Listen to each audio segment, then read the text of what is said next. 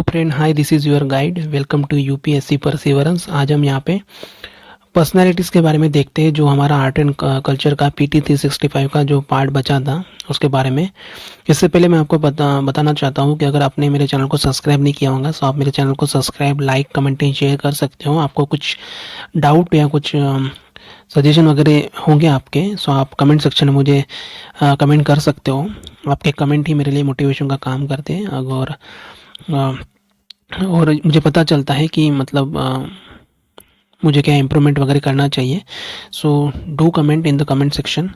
So start करते हैं हम हमारे इस पार्ट से। यहाँ पे दिया है कि पर्सनैलिटीज़ में यहाँ पे फर्स्ट टॉपिक है, गुरु नानक जी के बारे में दिया है।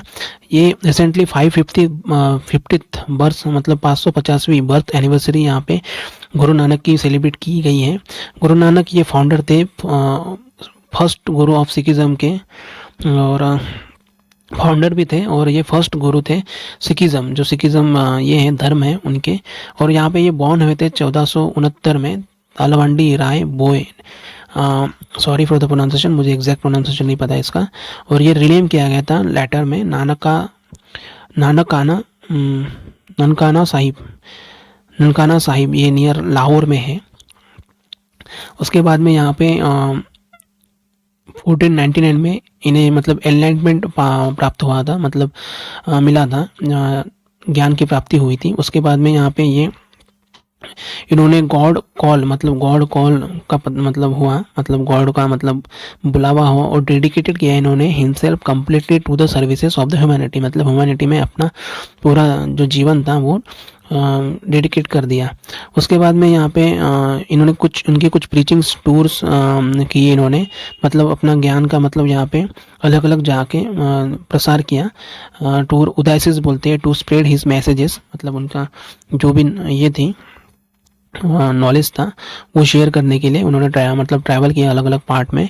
ही अंडरटुक 5 सच उदेसिस फ्रॉम 1500 से लेकर 1524 तक यहाँ पे गए, और not only cover the most part of the India, मतलब इंडिया ही नहीं कवर किया, बट इन्होंने ट्रैवल किया यहाँ पे मक्का जो सऊदी अरब में है, और उसके बाद में यहाँ पे श्रीलंका, नेपाल तक ये गए थे। Later years of his life Guru Nanak यहाँ पे सेटल हुए थे टाउनशिप ऑफ द करतारपुर, मतलब जो करतारपुर है अभी रावी रिवर जो है पंजाब जो पाकिस्तान में, वहाँ पे क्रिएटर्स टाउन्स बोलते हैं इसे। यहाँ पे ये मतलब सेटल हुए थे ड्यूरिंग हिज, मतलब जब कुछ मरने के कुछ साल पहले की बात है, वहाँ पे ये सेटल हुए थे। और रिसेंटली यहाँ पे आपने देखा होगा कि करतारपुर कॉरिडोर मतलब कनेक्ट किया गया था डेरा बाबा नानक साहिब गुरुद्वारा जो इंडिया में है, जो पंजाब स्टेट में, और जो गुरुद्वारा दरबार साहिब करतारपुर ये श्राइन है नरवार डिस्ट्रिक्ट पाकिस्तान पंजाब प्रोविंस में है, और ये रावी रिवर के मतलब तट पर है। Gurdwara Darbar Sahib order by the Maharaja of Patiala between the 1921 से लेकर 2029 तक यहाँ पे ये चल रहा था। जब गुरु नानक जी की डेट हुई 70 साल में, सो इन्होंने अपॉइंट किया भाई लेना एज इज सक्सेसर, और उनका नाम रिनेम किया गया गुरु अंगद करके। सो गुरु अंगद ने कुछ कंपाइल की है यहाँ पे कंपोजिशन ऑफ गुरु नानक, और एडिट किया है his own new script known is a Gurmukhi बोलते हैं उसे। उसके बाद में यहाँ पे Guru Nanak and the other Sikh gurus and their writings of the figures are Sheikh Farid, Sant Kabir, भगवत नामदेव ने यहाँ पे गुरु ग्रंथ साहिब में यहाँ पे अपने अपने तरीके से यहाँ पे लिखा है। The Holi scripture of the Sikh भी बोलते हैं इसे। और उसके बाद में biographical accounts of the Nanak life comes from the जन्म साखीज, लिटरेरी बर्थ स्टोरीज है इनकी। और दिस राइटिंग में यहाँ पे प्रोपेस गया है, मतलब डाला गया है biographies of the Guru Nanak written at the various stage of after his death, मतलब उनके मरने के बाद में यहाँ पे अलग अलग ड्यूरेशन में यहाँ पे लिखा गया है उनकी ये बायोग्राफी में।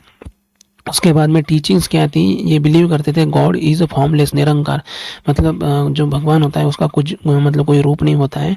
And there is a one God, एक ओंकार आपने सुना होगा।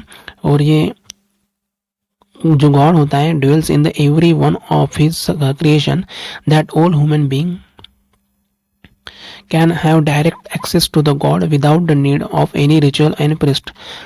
और उसके बाद में यहाँ पे इन्होंने सेटअप किया था unique spiritual social political platform based on equality fraternity love. Guru Nanak यहाँ पे अटैक किया था जो मतलब सिटाडेल्स थे हिंदू कास्ट सिस्टम, कंडेम किया था थेरोक्रेसी ऑफ द मुगल रूलर्स, जो मुगल रूलर्स की मतलब जो ये चल रही थी उनको यहाँ पे क्रिटिसिज्म किया था, उनका कंडेम किया था। उनकी आइडिया ऑफ लिबरेशन थी not that the state of the inert place of but rather the pursuit of the active life, मतलब एक्टिव लाइफ में बिलीव करते थे with a strong sense of social commitment की तरफ इनका ज़्यादा ये था, झुकाव था। उनके फॉलोअर यहाँ पे जो फॉलोअर थे वो किचन में मतलब लंगर वगैरह चलाते हैं irrespective of their former creed caste and gender, मतलब कास्ट क्रीड एंड जेंडर की परवाह न करते हुए जो भी इनके फॉलोअर है ये लंगर वगैरह चलाते हैं। आपने देखा होगा जो गोल्डन टेम्पल में लंगर वगैरह चलता है, लाखों लोग प्रतिदिन यहाँ पे खाना वगैरह उनको सर्व किया जाता है।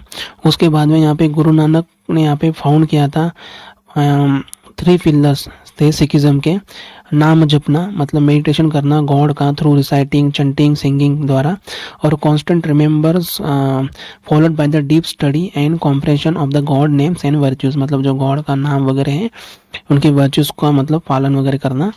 और उसके बाद में किरत करनी, यहाँ पे हॉनेस्टली अर्न करना, फिजिकली और मेंटली एफर्ट लगा के एक्सेप्ट करना pains and pleasure as a God gift and blessing. उसके बाद में वंद चखना यहाँ पे जो सिख हैं उन्हें कहा जाता है कि वो अपनी वेल्थ को कम्युनिटी में बांट दें, प्रैक्टिस करें one chakra, share and consume together, मतलब शेयर करें और कंज्यूम करें टुगेदर सभी साथ मिलकर। उसके बाद में टीपू सुल्तान के बारे में यहाँ पे दिया है, कर्नाटका गवर्नमेंट ने यहाँ पे अनाउंस किया है टीपू सुल्तान की हिस्ट्री को रिमूव करने के बारे में, जो टेक्स्ट बुक्स में जो उनकी हिस्ट्री थी। सो इसलिए ये कंट्रोवर्सी हुई थी। अभी पब्लिक सेलिब्रेशन हुआ था टीपू जयंती को मतलब सेलिब्रेट नहीं किया गया यहाँ पे। उसके बाद में यहाँ पे टीपू सुल्तान के बारे में दिया है। टीपू सुल्तान ये रूलर थे किंगडम ऑफ द मैसूर, और उनकी डेथ हुई थी उनके पिताजी की हैदर अली जो थे 1782 में during the second Anglo Mysore war में।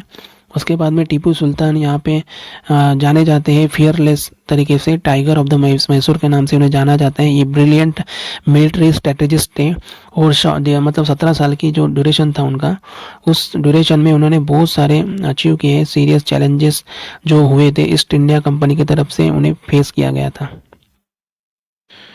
उसके बाद में यहाँ पे टीपू सुल्तान को मतलब जो हेल्प मिली थी,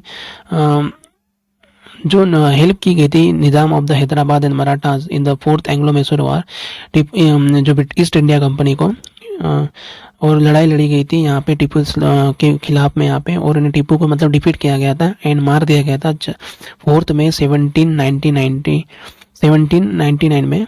और यहाँ पे विच वाइल डिपेंडिंग हिज फोर्ट शरीगपट्टनम, मतलब शरीगपट्टनम में।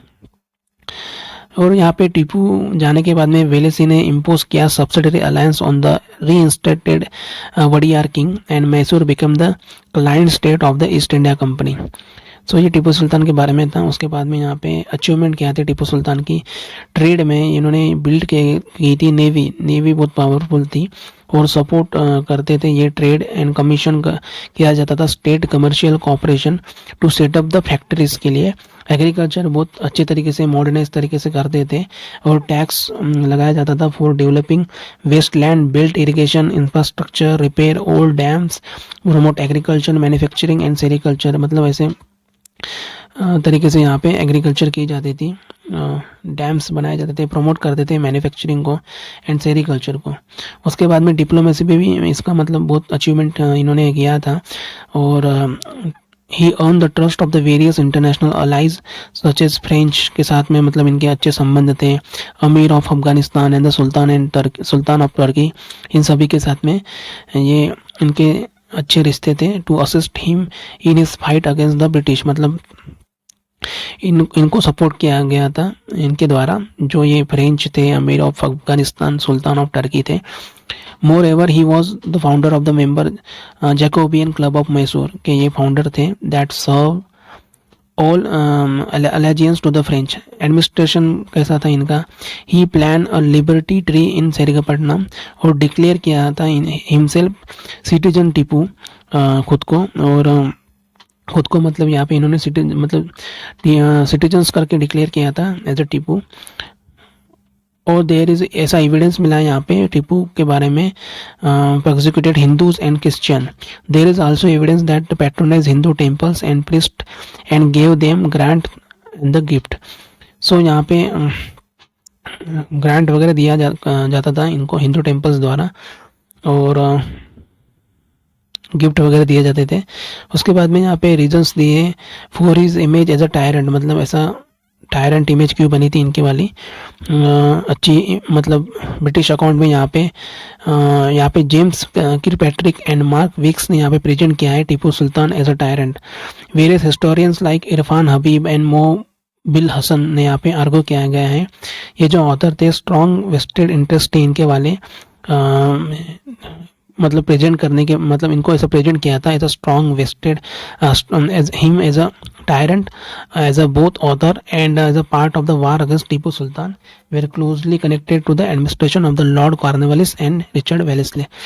So इसलिए इनके ब्रिटिश लोगों के कुछ पर्सनल इंटरेस्ट थे, इसकी वजह से इनको मतलब ऐसा इनकी इमेज को ऐसा एज अ टायरेंट मतलब यहाँ पे दिखाया गया था।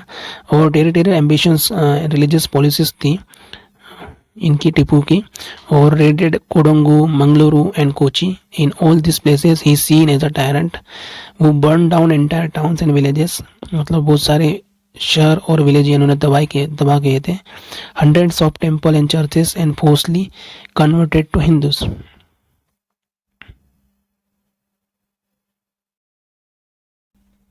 सो महाराजा रंजीत सिंह के बारे में हम देखते हैं, ये अभी न्यूज़ में थे क्योंकि महाराजा रंजीत सिंह का यहाँ पे स्टैचू बनाया गया है रिसेंटली। इनका ड्यूरेशन था 1780 से लेकर 1839 एडी तक, और यहाँ पे अनवील किया गया है 180th death anniversary at the Lahore fort Pakistan में यहाँ पे। और महाराजा रंजीत सिंह के बारे में यहाँ पे दिया है, ये सिख लीडर थे पंजाब के 19th सेंचुरी के, पंजाब में यहाँ पे इन्होंने रूल किया था 1700 में, और पावरफुल ये थे, ये किंग थे। इन्होंने डिवाइड की थी टेरिटरी इनटू मिसल में यहाँ पे टेरिटरी की थी डिवाइड। रंजीत सिंह ने ओवरथ्रो किया था जो वेरिंग मिसल थे, एस्टेब्लिश यूनिफाइड सिख एम्पायर, मतलब एक यूनिफाइड सिख एम्पायर के मतलब ये की थी। और after he conquer the Lahore in 1799 में। उसके बाद यहाँ पे दिया है रंजीत सिंह बिलोंग करते थे सुकेर चाकिया मिसल, ये सुकेर चाकिया मिसल जो थी उनसे ये बिलोंग करते थे। इन्होंने यहाँ पे रूल किया था इस रीजन में, spanning border into the modern day China से लेकर अफगानिस्तान, और यहाँ पे रूल किया गया था, इसे बोलते हैं सरका ए खालसा, जो यहाँ पे रूल जो ये की थी रूल किया था इन रीजन में, सो इसे सरकाए खालसा बोलते हैं। उसके बाद में इन्हें लॉयन ऑफ पंजाब भी बोलते हैं, Shere Punjab, because of the he stem the tide of the Afghan invaders in Lahore, मतलब इन्होंने जो अफगान से जो इन्वेडर आए थे अफगानिस्तान से लाहौर में, उनको मतलब इन्होंने रोका था वहाँ आने तक, जो इनका सिख एम्पायर था, और सिख एम्पायर को मतलब पूरी तरीके से बचा के रखा था। और सिक्युलर कैरेक्टर ऑफ स्टेट भी बोलते हैं इसे। Under his tenure the Sikh empire was very secular था, मतलब सभी धर्म के लोग यहाँ पे रहते थे सिख एम्पायर में। अलाउड करते थे man from different religion as well as to rise the commanding position of the authority, मतलब ये अलग अलग जो लोग थे यहाँ पे डिफरेंट रिलीजन से, मतलब उनको अलाउ भी करते थे और उनको मतलब आगे बढ़ने का मौका भी देते थे position of the authority commanding में। और उसके बाद में यहाँ पे मॉडर्नाइजेशन ऑफ द आर्मी भी की थी इन्होंने। He modernises his army using the service of the European officer to train the infantry and the artillery, infantry और आर्टिलरी में। और अपॉइंट किए थे यहाँ पे इन्होंने French general Jean Francois Allard to the modernise his army, modernise मतलब modern करने के लिए खुद की आर्मी यहाँ पे इन्होंने जो फ्रेंच जनरल थे जीन फ्रैंकविस अलार्ड को यहाँ पे इन्होंने अपॉइंट किया था। सिख खालसा आर्मी का भी यहाँ पे इन्होंने फॉर्मेशन किया था to prevent the British from colonising Punjab during his life time, मतलब उनके ड्यूरेशन में सिख खालसा आर्मी की यहाँ पे इन्होंने स्थापना की थी। उसके बाद में सोशल एंड कल्चरल कंट्रीब्यूशन दिए यहाँ पे बताए गए हैं। Gold and marble work of the iconic golden temple इनके ड्यूरेशन में इन्होंने मतलब बनाया था अमृतसर में। और इनको मतलब क्रेडिट दिया, मतलब ये क्रेडिट देते थे विद द फंडिंग जो Hazur Sahib Gurdwara at the final resting palace of the Guru Gobind Singh इन नांदेड़ महाराष्ट्र। यहाँ पे इनको क्रेडिट दिया जाता है उन्हीं के मतलब कंस्ट्रक्शन के लिए। उसके बाद में इन्होंने गोल्ड कॉइन इन्होंने कॉइन्स पे मतलब नाम लिखे थे, बहुत सारे सिख गुरुस थे उनके टाइम, मतलब जो लीडर्स वगैरह हुए थे। और proceeded to the administers the state in the name of the Sikh commonwealth. Kohinoor diamond जो था, जो अभी फिलहाल में क्वींस ऑफ इंग्लैंड पजेस कर रही है, वो भी इन्हीं के मतलब ड्यूरेशन में मिला था। उसके बाद में ट्रीटी ऑफ अमृतसर ये 1809 में यहाँ पे इनके टाइम पे मतलब ये हुई थी, साइन की गई थी। और ये बिटवीन महाराजा रंजीत सिंह और British east India company Lord Minto इनके बीच में हुई थी 1809 में, विच स्टिपुलेटेड द परपेचुअल फ्रेंडशिप, मतलब जो फ्रेंडशिप थी ब्रिटिश ईस्ट इंडिया कंपनी का जो ये था एरिया था, और जो अमृतसर एरिया था महाराजा रंजीत सिंह का, उनके बीच में ऐसा फ्रेंडशिप के लिए। और ये state of the Lahore and the British government इनके बीच में हुई थी। और ये फिक्स की गई थी Sutlej river as the eastern boundary of his territory. और इस ट्रीटी में उन्होंने कहा गया है कि मतलब shatter Ranjit Singh dream of establishing the Sikh supremacy के बारे में यहाँ पे कहा गया है। और the territories between the Jamuna Sutlej river as a extension of his power beyond the river Sutlej was prevented. Ishwar Chandra Vidyasagar के बारे में यहाँ पे दिया है। अभी ये न्यूज़ में थे क्योंकि ईश्वर चंद्र विद्यासागर को मतलब जो इनका स्टैचू है वहाँ पे इनको मतलब वेंडलाइज किया गया, वॉयलेट किया गया, मतलब कुछ क्लैशेस वगैरह हुए हैं यहाँ पे, दंगे वगैरह हुए हैं कोलकाता में। उसके बाद में ईश्वर चंद्र विद्यासागर के बारे में देखते हैं। ये 1820 से लेकर 1891 इस ड्यूरेशन में हुए थे। और रिसीव किया गया था, इन्हें टाइटल मिला था Vidyasagar ocean of knowledge for his outstanding academic performance. और ये लेजेंडरी एजुकेशनलिस्ट थे, संस्कृत स्कॉलर थे, सोशल रिफॉर्मर थे। और उनको मतलब क्वेश्चन करते थे ऑप्रेसिव सोशल ट्रेडिशन था हिंदू सोसाइटी में। और यहाँ पे इनको मतलब इनवाइट किया गया था fort William college to the teach the Bengali, मतलब बंगाली पढ़ाने के लिए यहाँ पे इनको इनवाइट किया गया था फोर्ट विलियम कॉलेज में to the European recruits. And later ये गए थे, बन गए थे यहाँ पे head of the Sanskrit department के हेड बन गए थे यहाँ पे। और 1846 में इन्होंने ज्वाइन किया था संस्कृत कॉलेज। सो ये ध्यान में रखना, संस्कृत कॉलेज को भी यहाँ पे इन्होंने ज्वाइन किया था। और he came to the conclusion that the merging of the eastern and western culture would remove superstition and prejudice, मतलब इनका मतलब ऐसा ये कंक्लूजन पे पहुंचे थे कि जो ईस्टर्न एंड वेस्टर्न जो कल्चर है वही मतलब जो सुपरस्टिशन एंड जो प्रैक्टिस चल रही है हिंदुज़म में, हिंदू कल्चर में, उसको मतलब ये रिमूव कर सकता है, ऐसा इनका मानना था। सोशल रिफॉर्मर्स के बारे में यहाँ पे दिया है, क्या क्या सोशल रिफॉर्म्स किए थे इन्होंने। Making of the modern Bengali society का इन्होंने बनाया था through Sanskritist, and he interpreted custom and tradition in the language of a logic and rationality. और अपहेल्ड किया था rights of the individual over the collective identities as a part of the larger social movement, जिन्हें बंगाल रेमिसेंस भी बोला जाता है इनके contribution को। और इन्होंने कुछ कंट्रीब्यूशन दिए थे, उनके बारे में देखते हैं।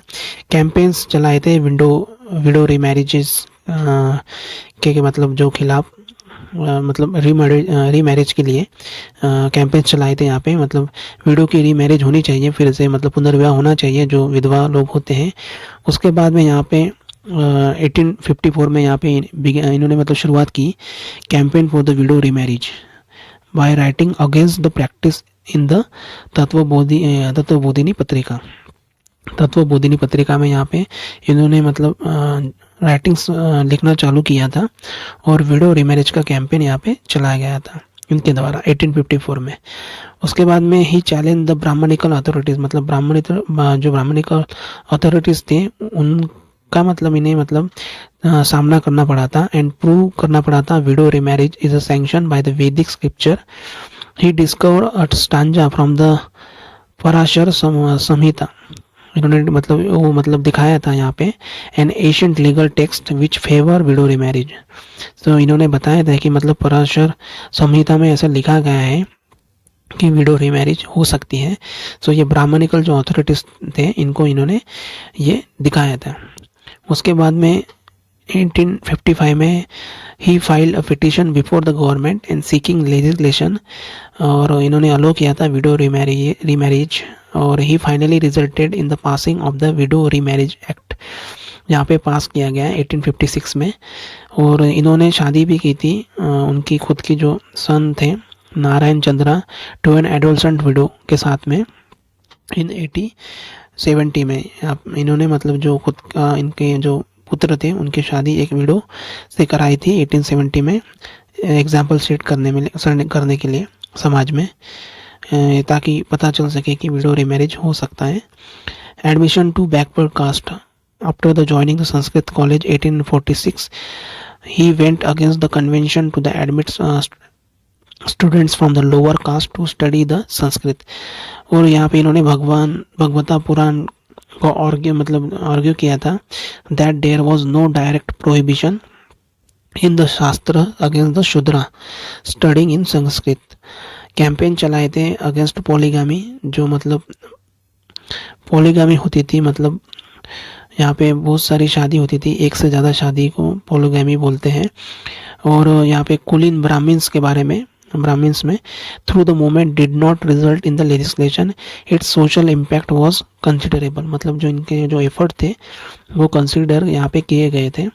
चाइल्ड मैरिज के बारे में यहाँ पे इन्होंने चैलेंज किया था बार्बरिक प्रैक्टिस जो चल रही थी चाइल्ड मैरिज यहाँ पे, और डिमांड किया था रेजिंग द मैरिजेबल एज, जो एज है शादी की वहाँ इनको मतलब इंक्रीज करने के बारे में इन्होंने डिमांड की थी। उसके बाद में यहाँ पे ब्रिटिश एडमिनिस्ट्रेशन ने पास किया एज कंसेंट एक्ट 1891 विच लीगली एबोलिश्ड चाइल्ड मैरिज को यहाँ पे एबोलिश कर दिया था। उसके बाद में एजुकेशनल रिफॉर्म्स दिए हैं यहाँ पे इनको क्रेडिट दिया जाता है role of the remodelling medieval scholastic system के लिए प्रिवेलिंग किया था संस्कृत कॉलेज इन कुछ मॉडर्न इंसाइट्स वगैरह थे इन्होंने इंट्रोड्यूस किया है। Inclusion of the English and Bengali as a medium of learning beside Sanskrit, और कुछ यूरोपियन हिस्ट्री में यहाँ पे फिलोसॉफी एंड साइंस और वैदिक स्क्रिप्चर वगैरह भी यहाँ पे इन्होंने दिए हैं। मॉडर्न कंसेप्ट दिया like class routine, weekly off day as a part of the school reforms. ऐसे बहुत सारे यहाँ पे इन्होंने कुछ अच्छे काम किए हैं उनके बारे में यहाँ पे बताया है। और कंसेप्ट दिया था एडमिशन फी का और ट्यूशन फी का फॉर द फर्स्ट टाइम। सो ये आप ध्यान में रखना इनके बारे में। इन्होंने ऐसे एजुकेशन रिफॉर्म्स लाए थे और बहुत सारी चीज़ों के बारे में इन्होंने फर्स्ट टाइम ये किया था, इंट्रोड्यूस किया था। वुमेंस एजुकेशन के बारे में इनके कुछ कंट्रीब्यूशन है। इन्होंने लॉबी ओपन की थी स्कूल्स जो गर्ल्स के लिए, और आउटलाइन किया था सुटेबल करिकुलम इनेबल किया जाए to be self reliant through vocation. इन्होंने इनिशिएट किया नारी शिक्षा भंडार फंड को और सपोर्ट करते थे ये वुमेंस एजुकेशन को। इसके बाद में यहाँ पे ओपन किया इन्होंने 35 schools of women through the Bengal, मतलब 35 स्कूल्स यहाँ पे ओपन किए गए वुमेंस के लिए, और ये सक्सेसफुली मतलब चलाया गया था। 1300 स्टूडेंट यहाँ पे इनरोल किए गए थे। और इन्होंने मेंटेन किया support to the John Bethune और एस्टेब्लिश किया first permanent girls schools in India, Bethune school in 1849 को। उसके बाद यहाँ पे इन्होंने स्पेंड किया है last 2 decade with the Santal tribe in Jharkhand where he open the first school of tribal girls. So यहाँ पे संतन ट्राइब्स जो थी झारखंड में। सो यहाँ पे इन्होंने ट्राइबल गर्ल्स स्कूल यहाँ पे फर्स्ट जो स्कूल थी ओपन की थी यहाँ पे। उसके बाद में कंट्रीब्यूशंस टू द लिटरेचर के बारे में यहाँ पे दिया है, कुछ लिटरेचर में इनके कंट्रीब्यूशंस थे। Bringing revolution of the way Bengali language, यहाँ पे लिखना और टफ था यहाँ पे। सो यहाँ पे इन्होंने बंगाली लैंग्वेज लिखने के लिए मतलब बोर्नो पेरिकोय ये इंट्रोड्यूस किया था लेटर, और ये अभी भी यूज़ किया जाता है introductory text to learn the Bengali alphabets. Bengali alphabets learn करने के लिए ये अभी भी यहाँ पे यूज़ किया जाता है। और रोट कुछ लिखे थे यहाँ पे, wrote student friendly Sanskrit grammar, Upakramanika, sorry for the pronunciation, Upakramanika and व्याकरण कौमुदी व्याकरण कौमुदी, ये बंगाली में है। और यहाँ पे ट्रांसलेट किया था सेवरल संस्कृत बुक्स को इनटू बंगाली इंक्लूडिंग कालिदासा शकुंतला, कालिदासा का जो शकुंतला बुक थी। और यहाँ पे 2 वॉल्यूम्स लिखे थे इन्होंने, mistreatment of the widows which set a tone for the major social reforms in the state. उसके बाद में कंट्रीब्यूशंस थे यहाँ पे जर्नलिज्म में इनके, और यहाँ पे he was associated with the journals like Tattvabodhini पत्रिका, सोम प्रकाश, हिंदू पैट्रियट। सो ये ध्यान में रखना, तत्वबोधिनी पत्रिका, सोम प्रकाश एंड हिंदू पैट्रियट, इनके बारे में। इन्होंने कुछ यहाँ पे सेटअप किए थे normal schools for training teacher के लिए, एनेबल किया था यूनिफॉर्मिटी इन टीचिंग मेथड्स, और फाउंड किए गए थे मेट्रोपॉलिटन इंस्टीट्यूशन इन 1872 में। और इस्टेब्लिश किया था इन्होंने Sanskrit press to publish the school text book at the affordable prices. उसके बाद हम आते हैं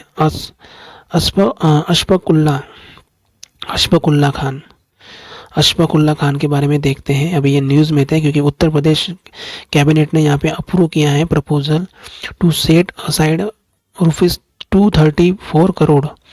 ये भी जियोलॉजिकल गार्डन यहाँ पे गोरखपुर में बनाया जाएगा। फ्रीडम फाइटर थे ये, रिवॉल्यूशनरी शहीद अशफाकुल्ला खान।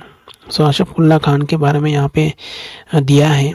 ये इनके साथ में राम प्रसाद बिस्मिल को यहाँ पे सेंटेंस डेथ हुई थी, मतलब जेल हुई थी, मौत की सज़ा हुई थी यहाँ पे काकोरी कॉन्स्पिरेसी जो हुई थी 1925 में।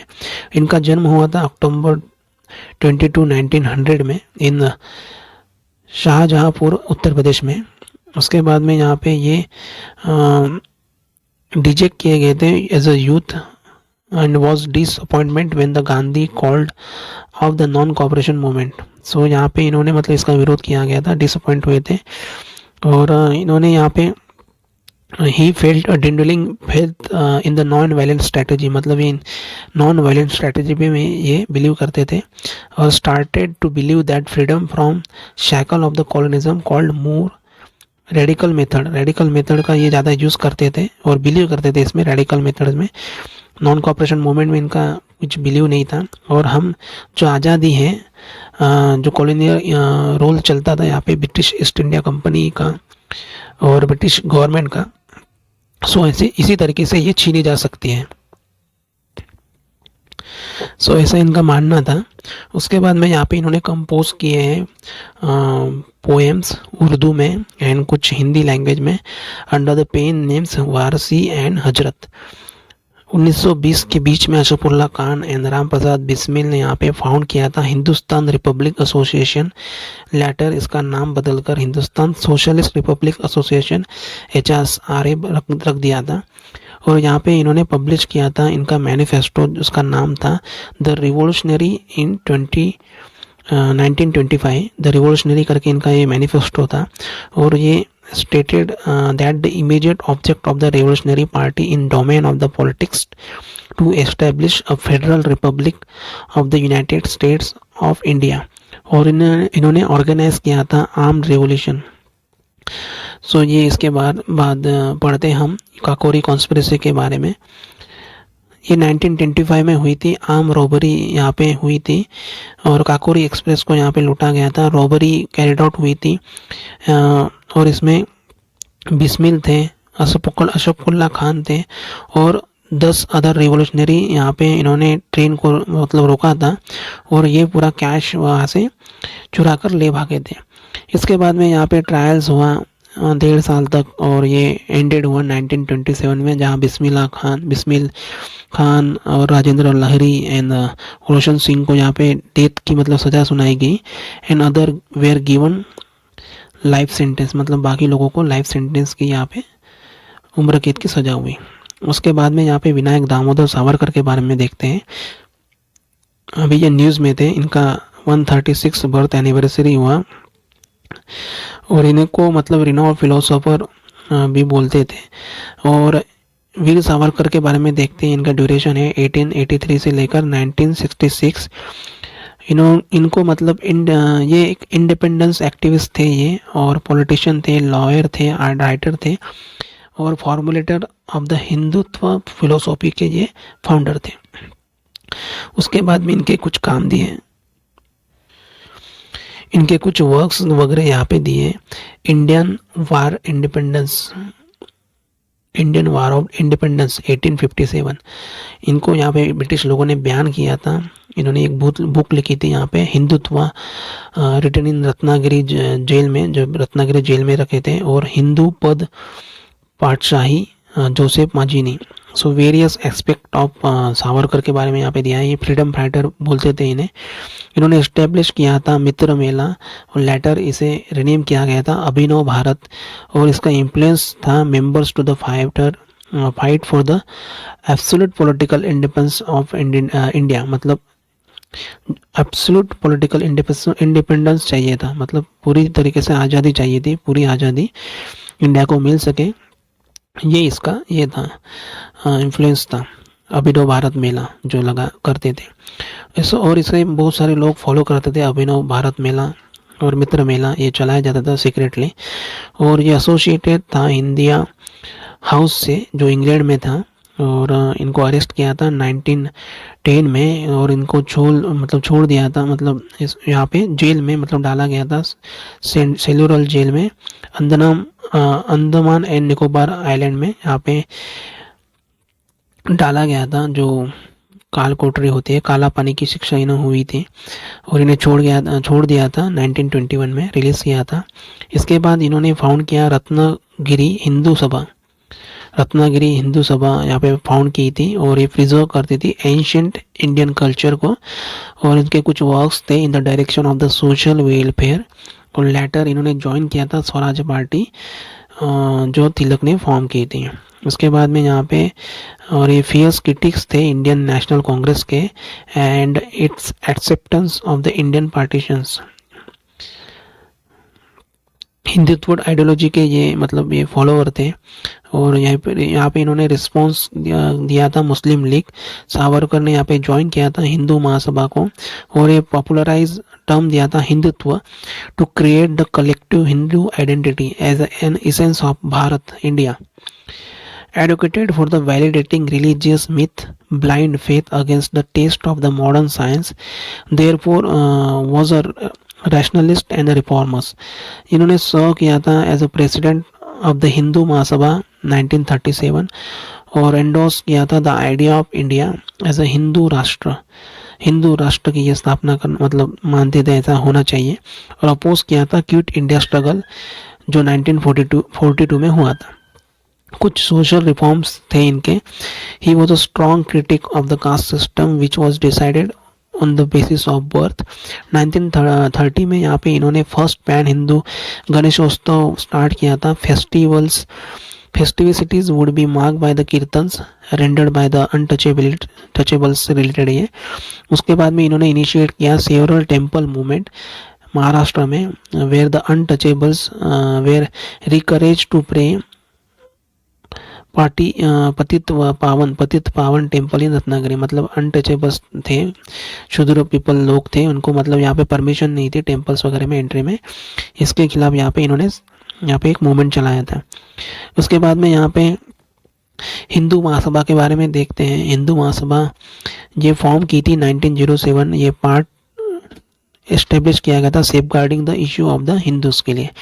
एमिनेंट हिंदू लीडर्स यहाँ पे थे ऑर्गेनाइजेशन में 1915 के ऑल इंडिया बेसिस। इसमें मदन मोहन मालवीय, NC केलकर, लाला लाजपत राय और Veer Savarkar, doctor SP Mukherjee, doctor NB Khare, ये इसमें इन्वॉल्व थे ऑर्गेनाइजेशन में हिंदू लीडर्स जो हिंदू महासभा की है।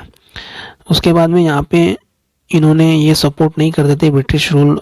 जो महासभा डिड नॉट, इस जो सभा हुई थी महासभा, हिंदू महासभा को, और Mahasabha did not offers its full support to the nationalist movement. So nationalist मतलब जो सपोर्ट, मतलब इनको, मतलब जो फ्रीडम स्ट्रगल थी हमारे, इसमें यहाँ पे इनका फुल सपोर्ट नहीं दे पाई ये महासभा, और एब्सटेन करना पड़ा participant in the civil disobedience में मूवमेंट में of 1930 and the quit India movement of 1942। ये सेलिब्रेट की जाती है जनवरी 30 एज अ शौर्य दिवस के रूप में। इसके बाद नेक्स्ट पार्ट में हम देखेंगे मोहम्मद इकबाल के बारे में। सो मिलते हैं, तब तक के लिए थैंक यू सो मच।